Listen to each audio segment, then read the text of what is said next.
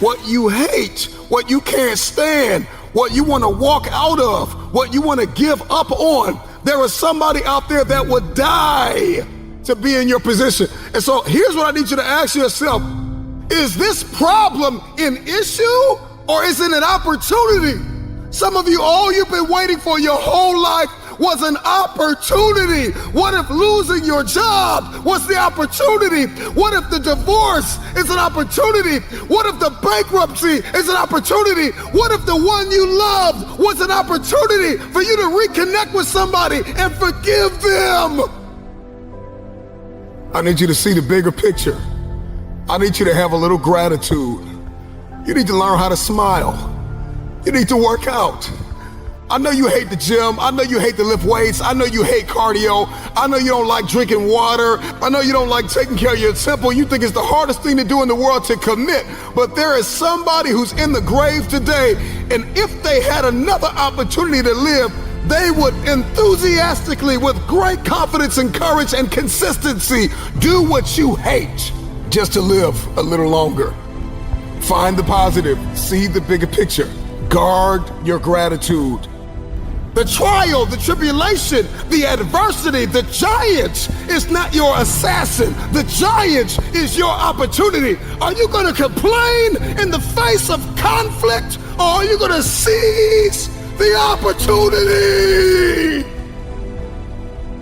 I don't care what it is that you're trying to achieve, what you're trying to accomplish, what you're trying to give, how you're trying to evolve, what you are looking to become. Everything rises and falls on your perspective.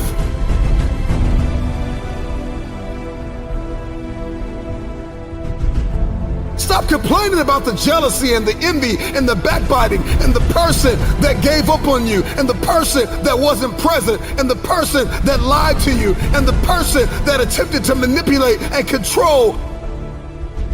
I'm not weary, I'm wiser.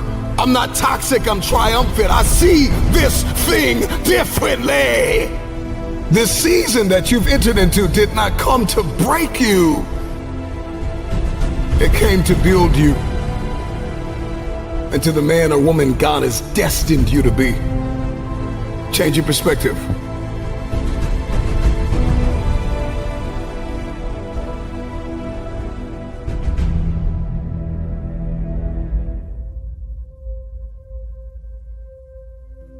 Get back up.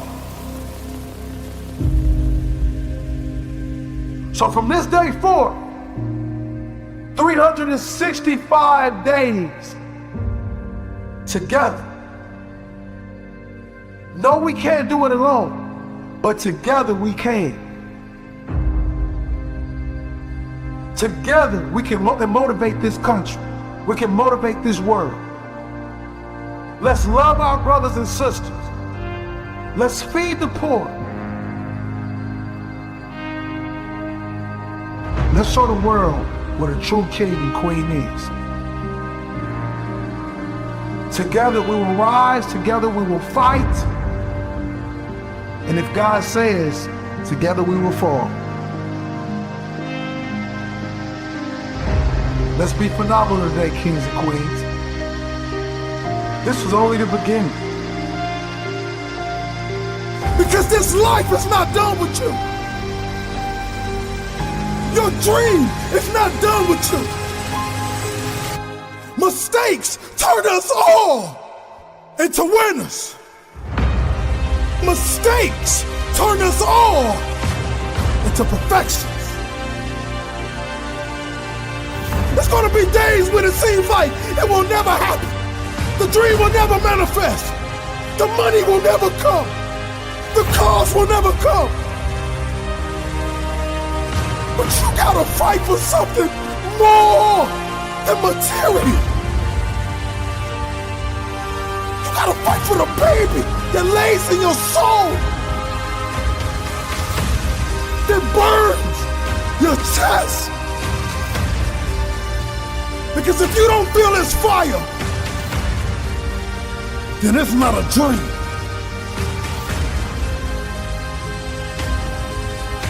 Get back up Can you hear me? I said get back up! Because this life is not done with you. Your dream is not done with you.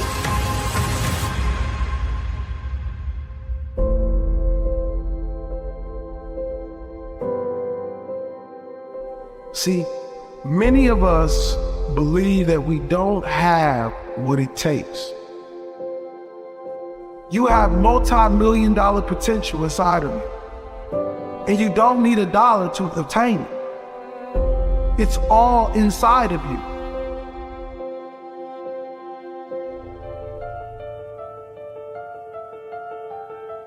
So some of you like me, I ain't have my daddy.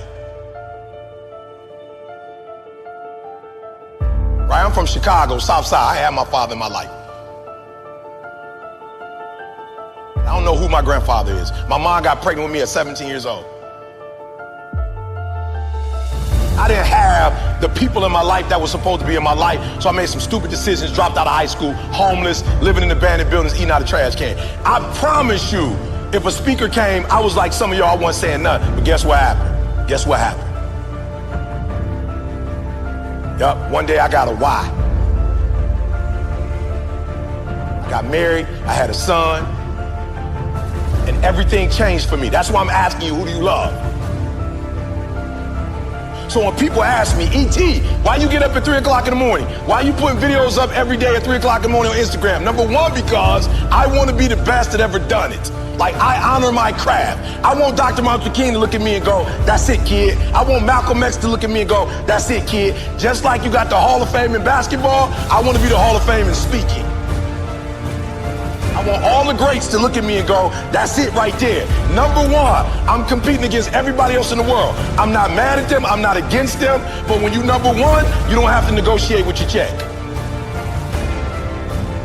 I remember when I was like number 25 or something, they would be like, okay, you got to fly here, you got to fly. Now I tell people how I fly. I tell people where I stay, where I don't stay. So number one in the world, what happened? One day I woke up and was like, I got to do this for my wife. Like, I don't know what happened, but she called me like, yo, E, I'm lost. I'm like, what you mean we lost? We live in Lansing. You can't be lost. She's like, I'm lost. I got a brain fog. Took her to the hospital, found out she had MS.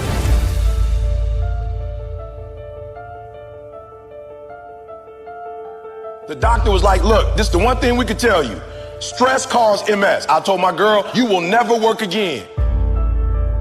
My son, I didn't go to college. When you finish high school and go to Michigan State, I'm cashing you out. I found out I had a gift. I started thinking about what my mom need, what my sisters need, and a lot of y'all, you selfish, flat out. How many of you in this room? Some of y'all, you good. You don't make it to the league, you tight work. That ain't all y'all. How many of y'all, your mama really need you to go to the league? Let me see your hand. Hands down, I'm gonna say it again. How many of y'all need to move your mama out that neighborhood and y'all need to put your mama in another neighborhood and the league is how you gonna get there? Let me see your hand. So what I'm trying to tell you is, while you playing, it might be some cats in the league who really are going, or who do come from privilege, and you like thinking you them. I promise you, I ain't stupid. I ain't Tony Robbins. I don't come from where he come from. I don't come from where Kiyosaki come from. I don't come from where Zig came from. My mama barely finished Dunbar. I'm from the south side of Chicago. I ain't had no safety net.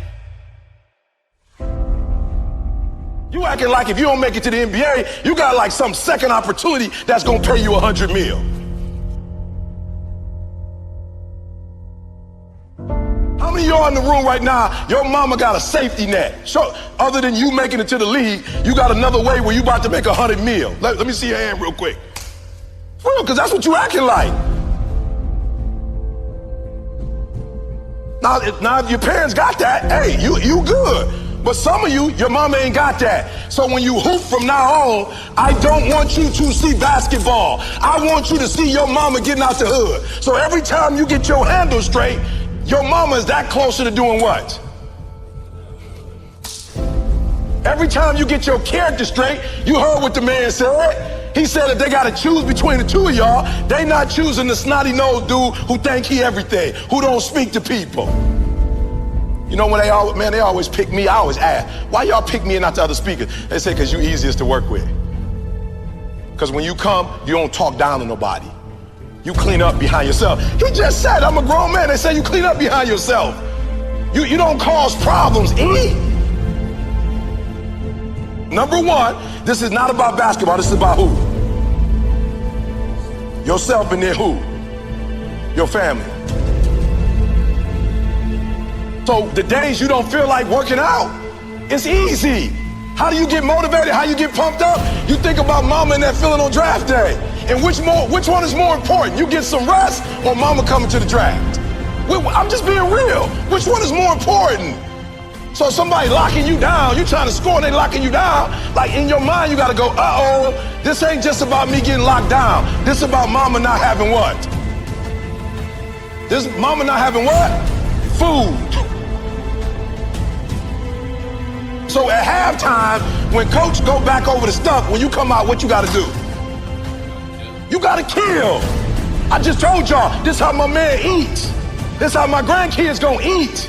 He doing his own personal thing. This how we eat. This ain't no motivational presentation. This how my mama eat right now. This how my wife never have to go to work again. This how we live on the West Coast and on the East Coast. And I ain't no baller. And I ain't making millions of dollars. But my gift is making room for me. Every time I get on 3 o'clock in the morning, I'm killing them. Tony Robinson can't keep up. He's a phenomenal speaker, but he ain't from the Chi. He can't keep up. My motor. I'm killing them. Many of you listening to me right now, you have unfinished business. And you need to go back to that dream, back to that idea. You have a date with destiny. You have unfinished business. It's time for you to go back to the drawing board with a new perspective. It's your viewpoint. And watch this. Your perspective actually shapes your language, and your language shapes your world.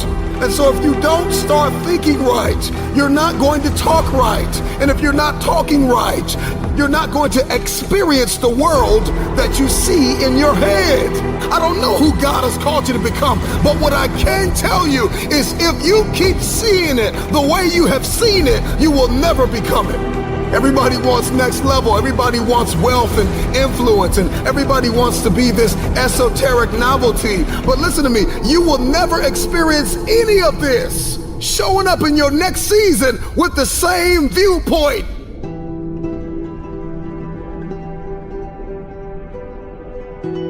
The right perspective makes the impossible possible. Instead of the path of least resistance, I started choosing the path of most resistance to prepare myself for the journey that was coming my way. And you realize through hard work, you can outwork anybody. No matter how badass they are. It starts with yourself, man. You gotta start diving into those things that you are afraid of. You don't gain confidence by going to the spot that makes you feel good. It could be a false reality. And the second life gives you that challenge, all you want to do is go back to what gave you confidence. Is that happy spot? No. What gave me confidence was spending years at a kitchen table trying to learn how to read and write on my own. Realizing I can't learn the way you learn. I can't. But I can learn. What gives you confidence is not being afraid. It's overcoming the fear.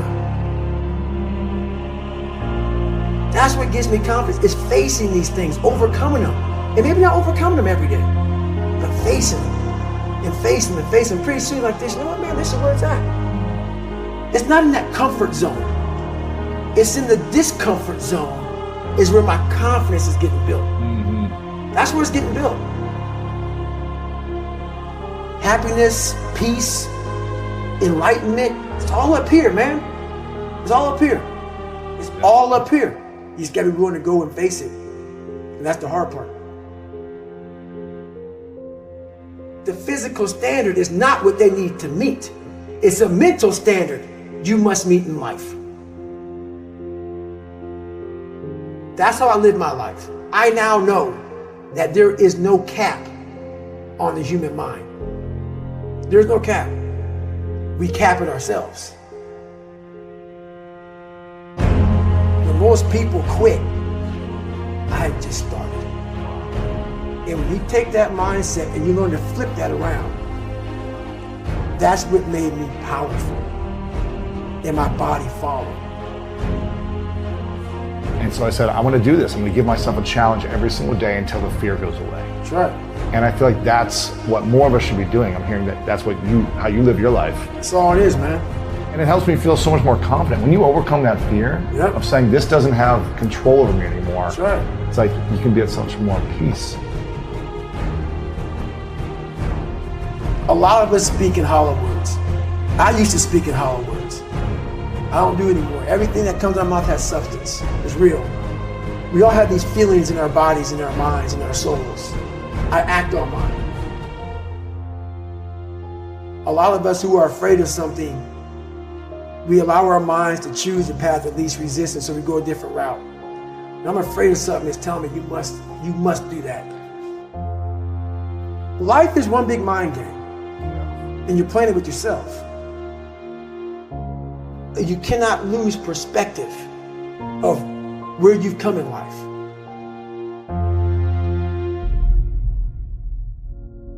I'm trying to give people a different thought process of life, where failure, hell, disappointment, discomfort is a great learning tool. And many people don't understand that, but it's these few moments in life that you have. Like for me, I always talk about it. Rocky 1, round 14. That 2-minute and 13-second clip of Rocky getting up when Apollo knocked him down. That one clip, when I was going through a very bad time in my life, I saw what I wanted to be. And it wasn't a guy that won. It wasn't a guy that won everything he did. It was a guy that kept getting up after being knocked down. So I realized if that 2 minutes and 13 seconds changed my life, that's all it was. I saw something that I needed to be in the world I was living in. Maybe my story will give someone the 2 minutes and 13 seconds they need to change their life. Everybody's got a story. We don't share it on social media. We share our nice life on social media. We all have a dungeon. I'm just willing to talk about mine. Mental toughness isn't something that you sample. It's something that you live in every day. Whenever hardness comes, and you don't know what it is, it may be different for you than it is for me, but you go back to your insecurities. And then when you go back to your insecurities, you then look for comfort within those insecurities. And we all look for that cookie that your mom used to give you when you were sad, when you were sick. We look for our wife or our husband. We look for comfort. It's in those moments you must retrain your mind to think differently in health. The mental standard is you must know how far you've come.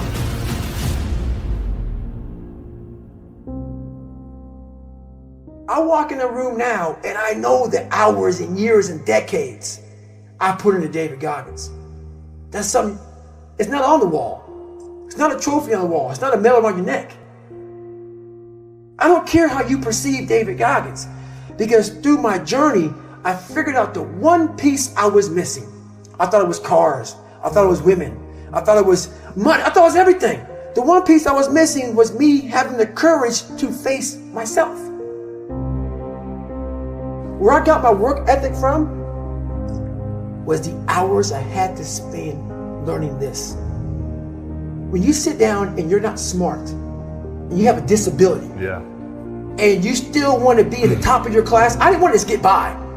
When I realized that I can learn through hard work, and I can beat the valedictorian in school, but I got put in 10 hours more a day than he does. You know what kind of strength comes from that? When you're sitting down, that guy that valedictorian studied for an hour, and you know I caught you. I have the work ethic to catch you. That's where David Goggins got really invented. Was at a kitchen table with 20 spiral notebooks that were empty, and then they were full. And when you can go through that, I still have them in my storage unit. You go through these spiral notebooks of your life, and you realize this is how I learned. This is unbelievable. It wasn't until I got real sick and my life got real quiet. I went from running 205 miles in 39 hours to I couldn't get out of bed. My life was taken from me. And that's when I realized I hadn't taken time to think about what I'd done in my life. I'd done all these things, but there was no finish line. I finished a race of life, and I wouldn't even receive my medal. I go on. I get in the car and I go. When I started figuring out life, that I was leaving so much in the tank. Once I realized, my God, man, I was this dumb, fat kid being bullied, and now I'm a 180-pound person who lost 106 pounds in less than 3 months. Learn to read, learn to do this, learn to do that. I was like, I need more. I was fueling my mind with everything. And I never took time to say, my God, you came from this hell, and you're here. I had come 8,000 miles from where I started. But if you never know that, you're still in the $7 a month place. So it's that quiet place. It's that place by yourself. It's those hours and years and decades by yourself in the grip of life. When life has you by the throat and choking you out, and you're sitting there calm because you're trying to figure it out. You're not panicking. You're not quitting. You're not throwing in the towel. You're saying there's a way around this. And when you figure it out, when life has you gripped in a vice, and you can figure that out, that's when you overcome. That's when you overcome. The journey getting there was harder than going through it. Yeah. You know? So that's the whole thing about life, man. It's that journey that makes you who you are.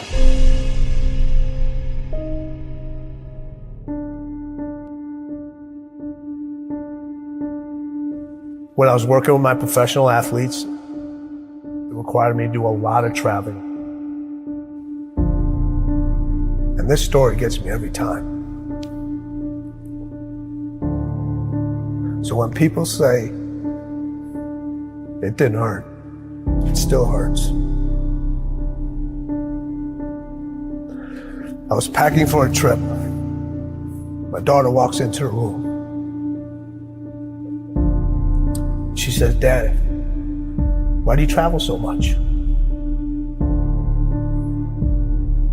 I said, "Sweetheart, this is how I provide for the family. This is how I take care of you and Mom. This is how I put food on the table." She looks at me and says, "Daddy, if I eat less, will you stay home more?"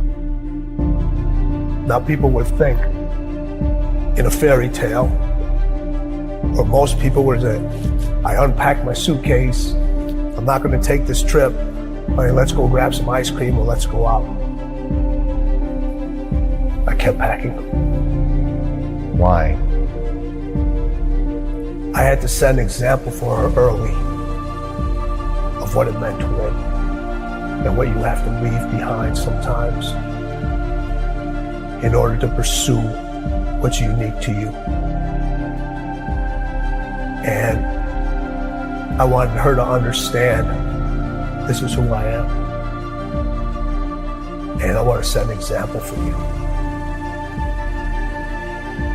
I had a conversation with her later on to tell her why I did all those things.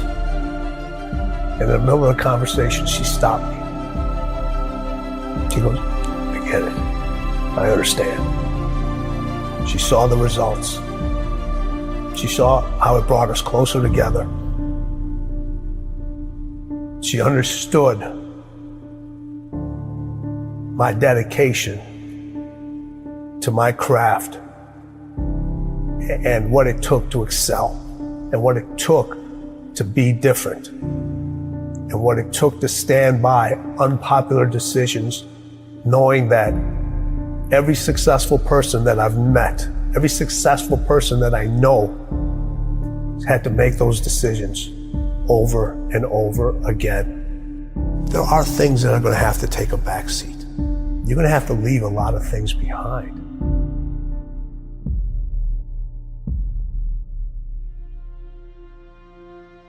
The hardest thing with Kobe was getting him to stop. Yeah, okay, take a break, rest. Yes. Take the day off. that was the most challenging thing with him, because over all the years that he had his success, it was about go, go, go. And then when I came on, I was the complete icicle. I got to get you to stop. His 3 a.m. workouts, they're crazy. You know, having to keep the Staples Center open later because he wasn't happy the way he performed at that game. And I would not leave till he would leave. Really? Yeah, so we would be in the arena sometimes 2, 3 o'clock in the morning. Shut up. All the lights are turned off except on the court, and we just keep going, What is the mindset of winning? They both had that. So I look at it 3 ways. So you have individuals that compete. Mm-hmm. You know a lot of people that compete. Yeah. You know, we all know how to compete. Everybody knows how to compete. You don't forget how to compete. We just decide not to anymore. But a lot of people compete just to finish. But then there's individuals that win, but they only win one time. It's easy to win and then never win again.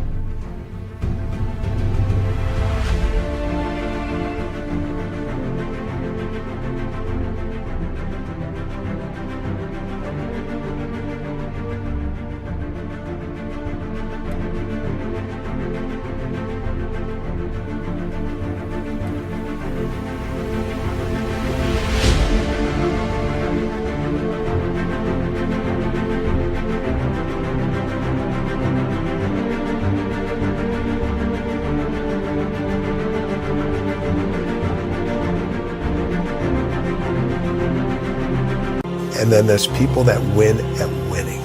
You can't come back the same. Cannot come back the same. You have to come back different. You have to come back better. Winning wants you to be different. Winning requires you to do different things. Winning requires you to think in a different way. Winning speaks its own language. Winning has its own way of recognizing you. Winning wants you to write your own story. Stop looking for steps. Those steps are infinite. Find your own path to winning. Because as the late, great Kobe Bryant said, winning is everything. I heard a story one day about Muhammad Ali. And Muhammad Ali was this amazing boxer. And I'm pretty sure everyone knows who Ali is. You're supposed to know. He's one of the greatest. He is the greatest of all time. One of my favorite athletes. He had a fight in Johannesburg, Africa with George Foreman. It went 8 rounds. And for the first round, George Foreman beat him up pretty bad. He hit him with body blows. He was literally lifting Muhammad Ali off the ground with these blows. But as the fight went on, the crowd started to count Muhammad Ali out. They started to believe that it wasn't possible for him to stay this champion. But Muhammad Ali had other plans. He had other intentions. Around the 8th round, when Muhammad Ali thought he was weak and he was getting ready to fall and he was tired, a champion came out. A true champion came out. And he told himself, I'm not going to lose this belt. I worked too hard to lose this belt. And I want you guys to look at yourself in the mirror and tell yourself, I worked too hard to lose this battle of life. I came too far to quit now. We all had those situations where we had to get back up. we had to dig down deep and find that warrior that lives inside of us all. And we had to use that warrior to get back up. Can you hear me? I said get back up.